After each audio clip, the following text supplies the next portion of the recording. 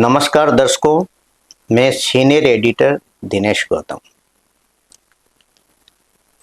हम हर रविवार को एक नए मेहमान से आपसे रूबरू कराते हैं।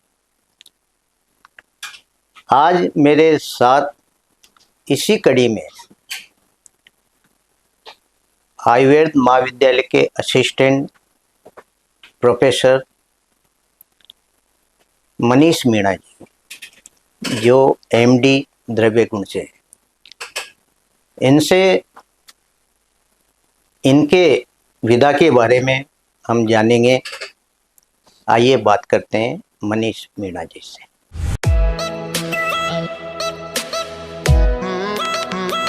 डॉक्टर मनीष जी, आपका हमारे स्टूडियो में नमस्कार। मीणा साहब, सबसे पहले हमारे दर्शकों को अपने बारे में बताएं। मेरा नाम डॉक्टर मनीष मीणा है। मैं अपने कोटा जिला के ही इटावा कस्बे के किशनपुरा गांव से बिलोंग करता हूं जी। मैंने जो अपनी प्रारंभिक शिक्षा है वो अपने इटावा से ही की है, और कोटा में मैंने अपना जो पीएमटी की तैयारी वगैरह करके अपने बीएमएस की डिग्री के लिए श्री गंगानगर से बीएमएस की उपाधि प्राप्त की है। जी। मैंने द्रव्य गुण विभाग में एनआईए से एमडी किया है।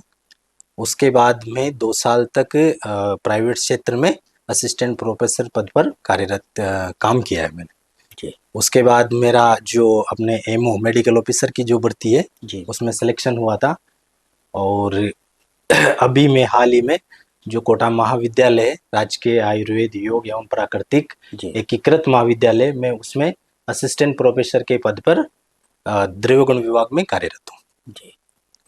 मीणा साहब, द्रव्य गुण जी, ये एक तरह से त्वचा की देखभाल जी के विषय में माना जा सकता है। जी जी जी। तो थोड़ा दर्शकों को बताएं आप इसके बारे में, आयुर्वेद से संबंधित है। हाँ, द्रव्य गुण में क्या है, जो जितनी भी आयुर्वेद की मेडिसिन है, जिनको अपन हर्बल मेडिसिन बोल सकते हैं जी। उन सब का अध्ययन किया जाता है। वो अपन मैक्रोस्कोपिक लेवल पे भी किया जाता है और माइक्रोस्कोपिक लेवल पे भी किया जाता है। अब इसमें क्या है, जैसे सर ने पूछा त्वचा के लिए, आजकल त्वचा के लिए जो पॉपुलेशन है वो बहुत ज़्यादा इस पे ध्यान दे रही है, और हर्बल मेडिसिन का इसमें प्रयोग किया जा रहा है।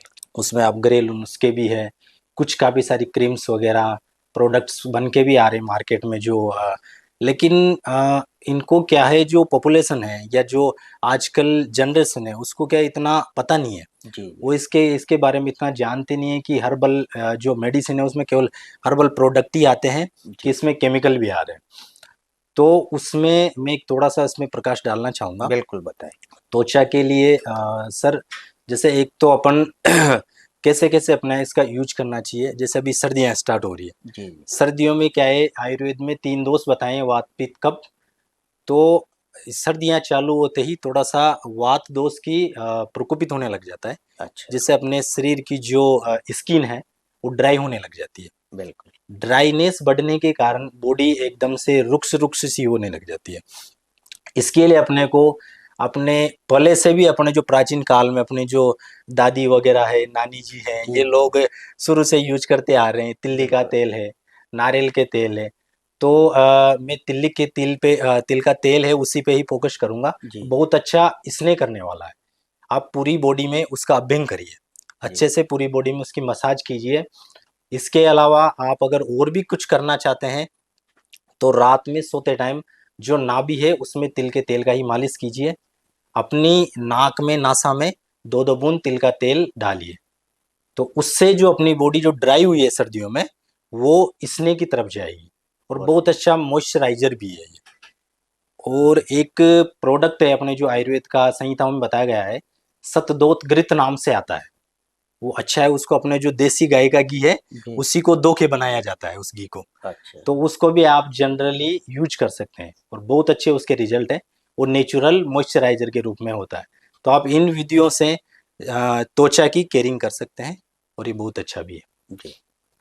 डॉक्टर मीणा साहब, आजकल देखा जाता है कि बाजार में कई तरह के प्रोडक्ट्स हैं। सही कह रहे हैं आपकी, जी मतलब विज्ञापन से माल बिकता है। जी जी लेकिन हर्बल वास्तव में इस तरह का कि मतलब जो औषधि अपनाए तो हम्म, उससे काफी फायदा मिलता भी मिलता है। जी। किस किस तरह की बीमारियां होती है सर, इस सर बॉडी में?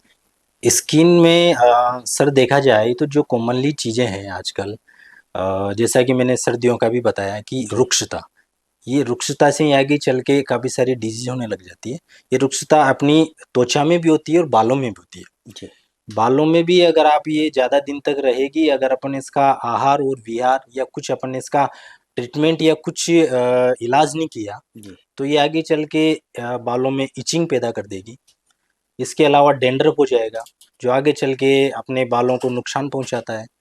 बाल काफ़ी सारे हेयर फॉल होता है, जी और ये चीज़ें हेयर के लिए भी देखने को मिलती है, हेयर को नुकसान पहुंचाती है। जी त्वचा में भी रुक्षता हो जाती है, उससे चल के आगे चल के इचिंग होने लग जाती है। उसके अलावा दाद वगैरह जो फंगल इन्फेक्शन होता है, जी वो भी हो सकता है। और आगे चल के हमारे आयुर्वेद में बताया गया है कुष्ठ रोग, स्किन को जो बोला गया है कुष्ठ रोग से किया गया है, जी जी कोरिलेशन कहीं ना कहीं कुष्ठ रोग से किया गया है। और वो काफ़ी सारे तरीके होते हैं, जिसमें अपन चित्र कुष्ठ भी आता है, एक कुष्ठ भी आता है, और त्वचा की काफ़ी सारी डिजीज अपने को देखने को मिलती है। जी मीणा साहब, जैसे सर्दी में अलग बीमारी होती है, तो चाहे गर्मी में भी होती है, तो किस तरह उसका एक निदान आयुर्वेद में किस तरह, मतलब एक मनुष्य को रहना चाहिए उस? सर्दियों में जैसा कि मैंने ड्राइनेस के लिए बताया था, और हाँ उसके लिए आप आहार अगर डाइट पे जाएं, तो डाइट में आप जैसे सर्दियां स्टार्ट हुई है उससे 10-15 दिन पहले से आप आंवले का सेवन कर सकते हो। आंवला रसायन है और विटामिन सी का बहुत अच्छा सोर्स है। उससे अपन स्किन की जो डिजीज है जी उससे बचा जा सकता है। और सर्दियों में क्या है, जो अपनी अग्नि होती है, जो डाइजेस्टिव फायर है, जी जी वो भी बहुत अच्छी हो जाती है। तो आपको बहुत अच्छी भूख लगती है और पचाने की शक्ति भी आपको मिल जाती है। जी तो जी आप जितने भी गुरु प्रोडक्ट है जो हेवी पचते हैं, वो वाली चीज़ें यूज कर सकते हो, हम्म, और स्निग्ध चीज़ें यूज कर सकते हो। जी जैसे पहले भी लड्डू बनाए जाते थे सर्दियों में, और उसमें बहुत ज़्यादा मात्रा में घी डाला जाता था। तो जी घी भी एक अच्छा नरिशमेंट का काम करता है अपनी स्किन को। तो सर्दियों के लिए तो आप घी, आंवला और तिल तेल वगैरह, इनसे आप सर्दियों की स्किन की प्रॉब्लम से उसको दूर कर सकते हो। जी मीणा साहब, जी। आयुर्वेद में बताया गया है कि सुबह उठने से लेकर रात तक सोने तक हम्म। एक नियम होते हैं इसके भी। जी जी तो किस तरह, मैं प्रश्न ऐसे ही पूछ रहा हूँ आपसे जी जी। क्योंकि जनता जान सके, हम्म। तो किस तरह एक मनुष्य को सुबह उठते और रात सोने तक किस तरह की दिनचर्या उसकी होनी चाहिए? आयुर्वेद में सर स्वस्थ रहने के लिए दिनचर्या के बारे में बताया गया है। जी और वो ब्रह्म मुहूर्त, सबसे पहले इसमें कहा गया है कि ब्रह्म मुहूर्त में उठना चाहिए। जी जो रात्रि का तीसरा पहर होता है, जी उसमें व्यक्ति को जागना चाहिए।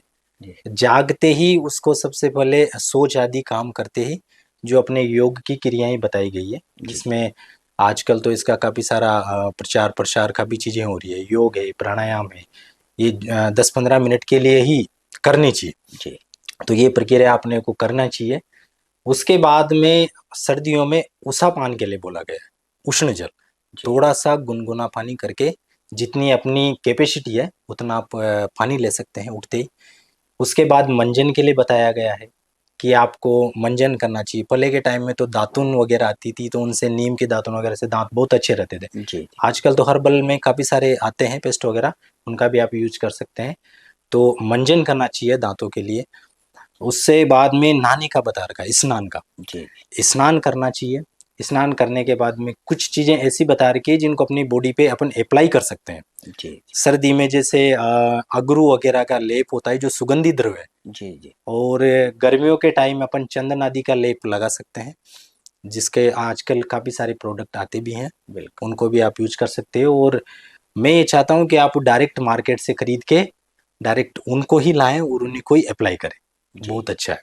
जी डॉक्टर मीणा जी,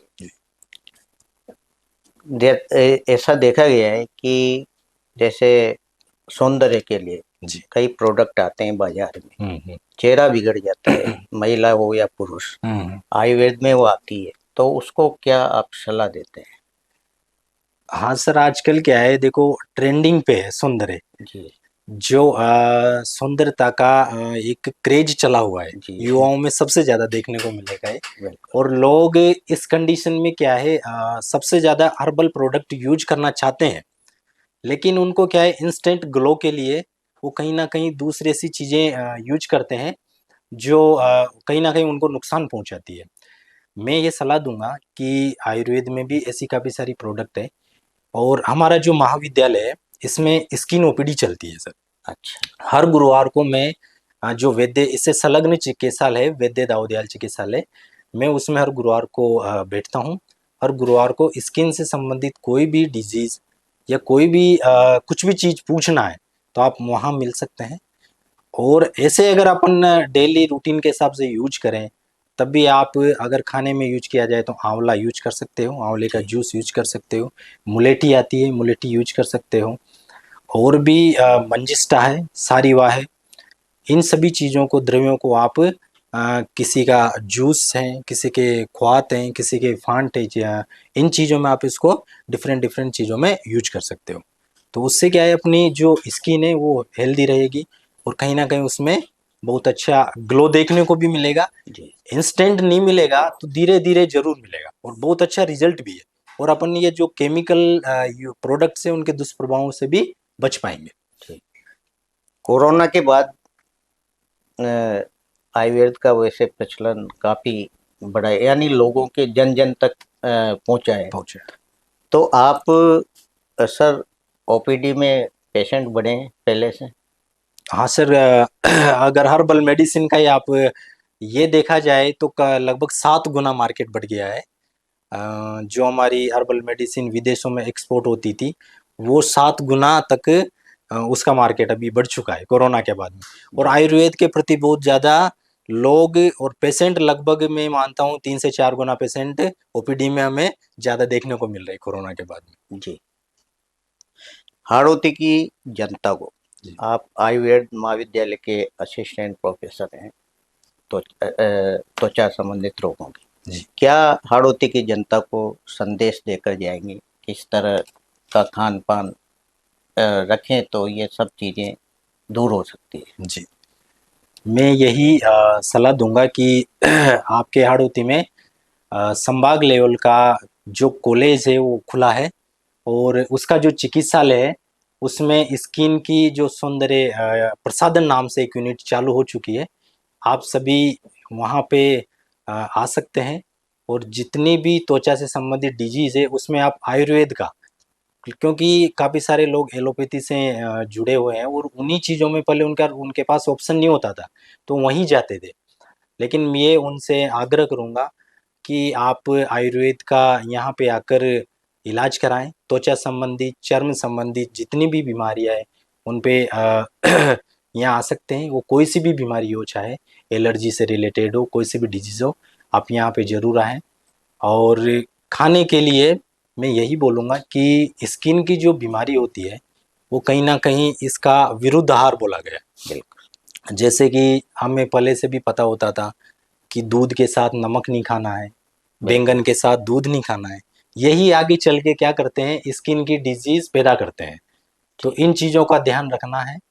और अच्छी चीज़ें जो कहीं ना कहीं अपने ब्लड को प्योरीफायर करती है, करेला है, लौकी है, जी सब्जियों में इन चीज़ों का आप अच्छे से यूज कर सकते हो। और कभी ना कभी रक्त शोधक चीज़ें ले जी सकते हो, जिससे आपकी स्किन अच्छी रहेगी और त्वचा संबंधित बीमारियों से आप बचे रहेंगे। जी। मीणा साहब, आयुर्वेद में रस का भी बहुत महत्व है, यानी सभी तरह का रस लेना चाहिए। जी जी। तो क्या क्या है ये बताएं थोड़ा। द्रव गुण में भी हमें रसों के बारे में बताया गया है। आचार्यों ने जी 6 प्रकार के रस बताए हैं। मधुर, अम्ल, कटु, मधुर, अम्ल, लवण, कटु, तिक्त, कसाय, 6 रस बताए गए हैं। अब आचार्यों ने ऐसा बोला है कि सभी रसों का सेवन करना चाहिए, तभी आप स्वस्थ रहेंगे। बिल्कुल, यानी कड़वा तीखा सभी तभी खाना चाहिए आपको, जी सभी रसों को आपको जितनी जितनी उनकी आवश्यकता है उतना लेना चाहिए। जी अगर आप कम ज्यादा लेते हैं, अगर आप मीठा मीठा मधुर मधुर रस ही लेते हैं, तो कहीं ना कहीं आप आगे चल के डायबिटीज के पेशेंट बन सकते हो। कुछ ना कुछ डिजीज आपको पैदा हो सकती है। जी इसलिए सभी रसों का बराबरी से सेवन करना चाहिए। जी। ये थे हमारे साथ असिस्टेंट प्रोफेसर आयुर्वेदिक महाविद्यालय के डॉक्टर मनीष मीणा जी, जो त्वचा रोग से संबंधित विभाग देखते हैं। वैद्य आयुर्वेद दाऊदयाल जोशी आयुर्वेद चिकित्सालय में भी इनकी ओपीडी चलती है। त्वचा संबंधी रोगों के बारे में आप सलाह ले सकते हैं और खान पान का भी इसमें बहुत महत्वपूर्ण योगदान होता है। आज ये स्पेशल गेस्ट कार्यक्रम में हमारे स्टूडियो पधारे। नमस्कार। नमस्कार।